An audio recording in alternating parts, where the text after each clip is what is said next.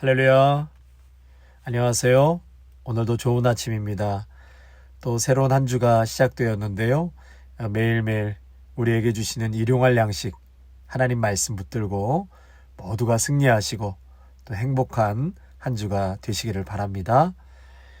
오늘은 10월 25일 화요일 새벽 기도회 시작하겠습니다. 오늘 말씀은 창세기 39장 11절에서 23절까지의 말씀입니다. 그러할 때에 요셉이 그의 일을 하러 그 집에 들어갔더니 그 집 사람들은 하나도 거기에 없었더라.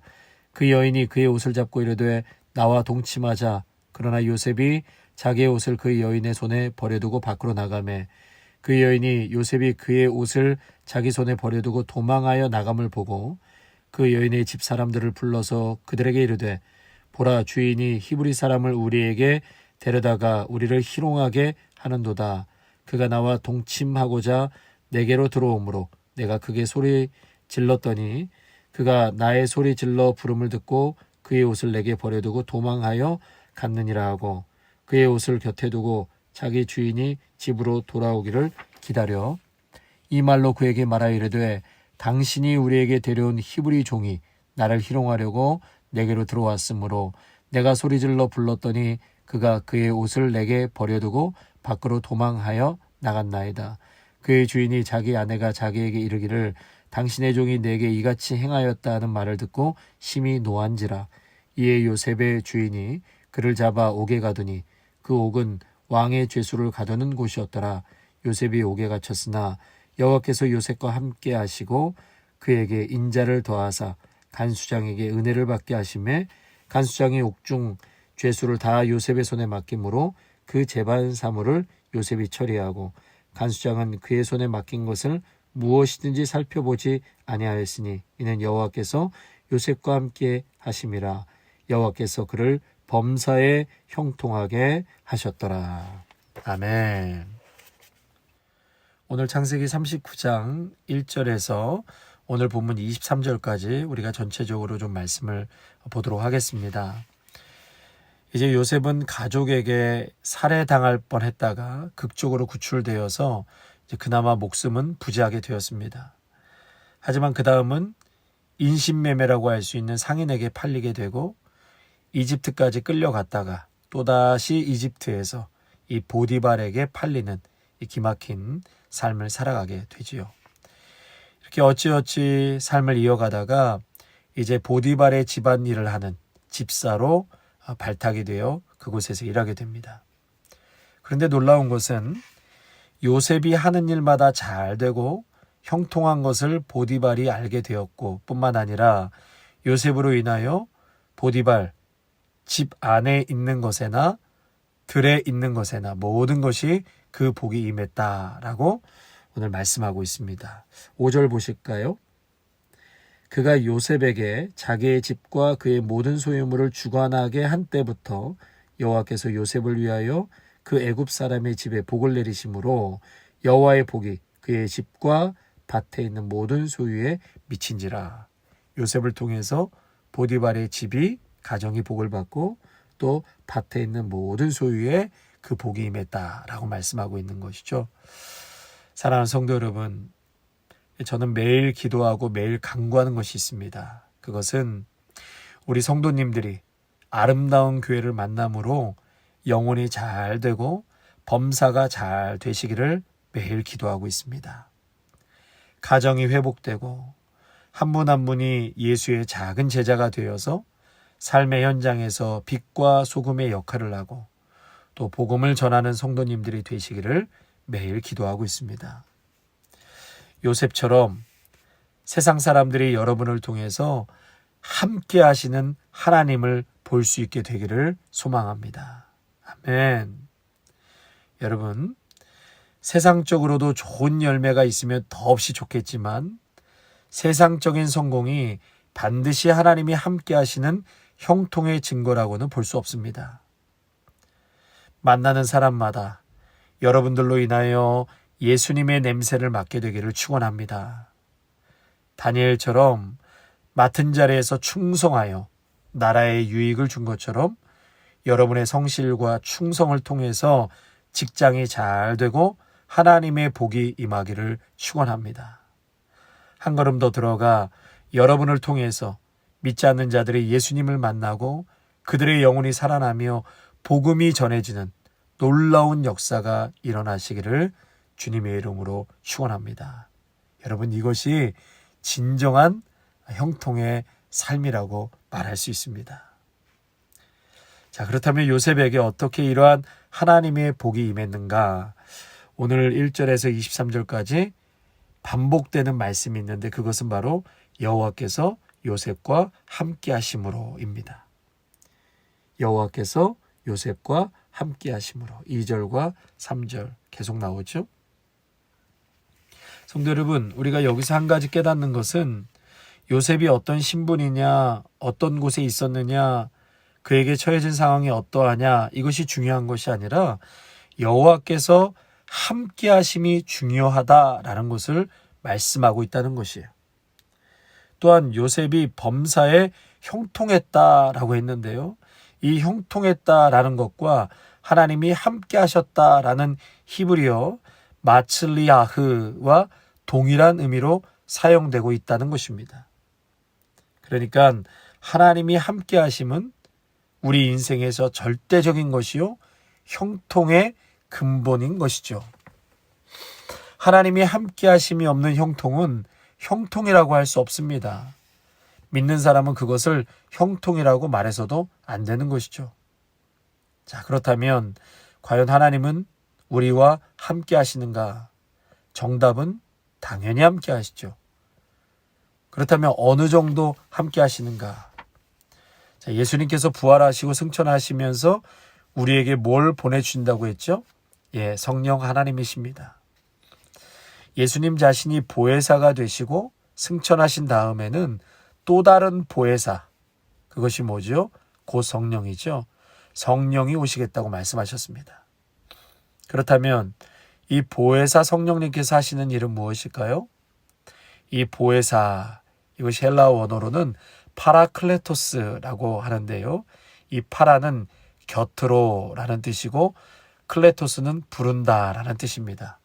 그러니까 이 보혜사라는 뜻은 곁으로 부른다. 다시 말해서 위로자요, 변호자라는 의미가 되겠습니다.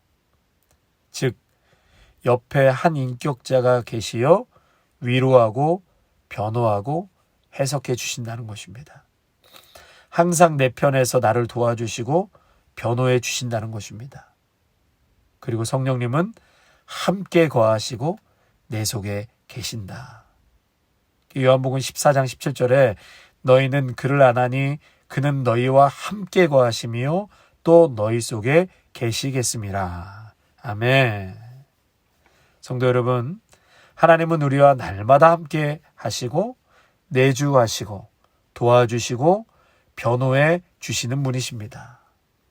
문제는 내가 이렇게 항상 함께 하시고 내주하시는 그 성령 하나님을 과연 의식하고 사느냐 아니면 무시하고 사느냐라는 것이죠. 오늘 본문에 보시면 단적인 예로 항상 내주하시는 하나님을 의식하고 산 요셉의 모습을 볼 수 있습니다.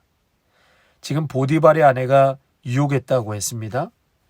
성경에서는 노골적으로 동침하자고 눈짓했고 이것이 한두 번이 아니라 날마다 끈질기게 요구했다라는 사실이에요. 지금 요셉이 처해진 상황이 어떻습니까? 가족에게 버림받았죠.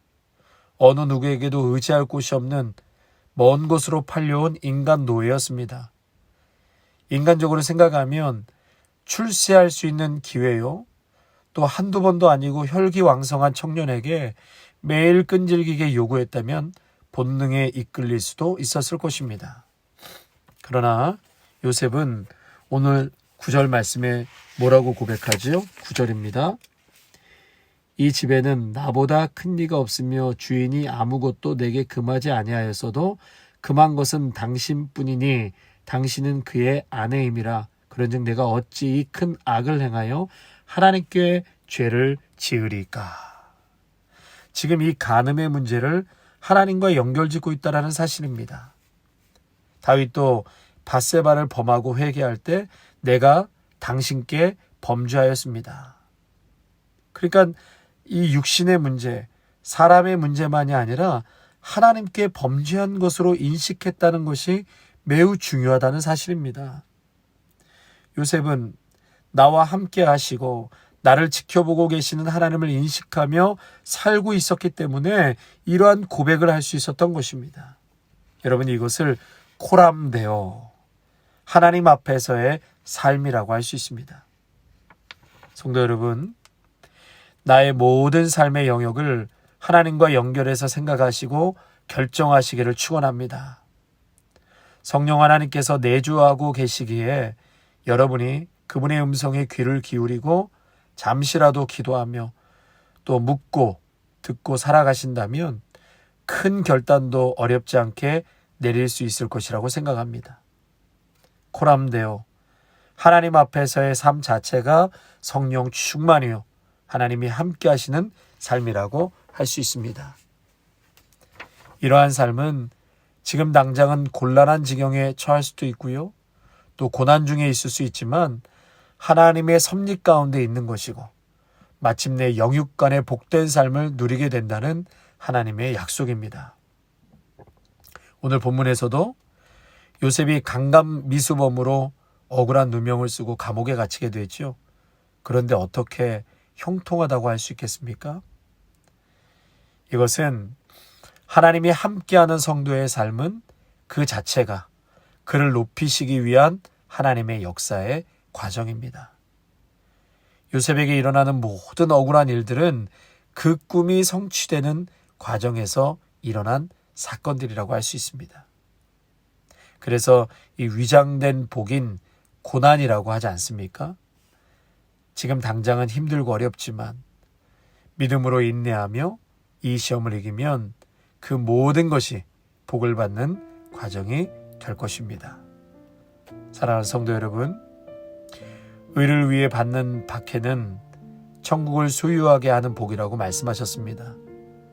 그럼 우리 요셉처럼 의를 위한 고난을 감수함으로 하나님이 약속하신 형통의 복을 꼭 누리시기를 주님의 이름으로 축원합니다. 아멘. 기도하겠습니다. 성령 하나님, 우리와 날마다 함께 거하시고 내주하시고 도와주시고 변호해 주시는 우리 성령 하나님을 찬양합니다. 항상 내 속에 거주하시는 하나님을 의식하고 코람데오, 하나님 앞에서 살아가는 복된 삶이 되게 하여 주시옵소서. 나를 통하여 일터가 복되게 하옵소서.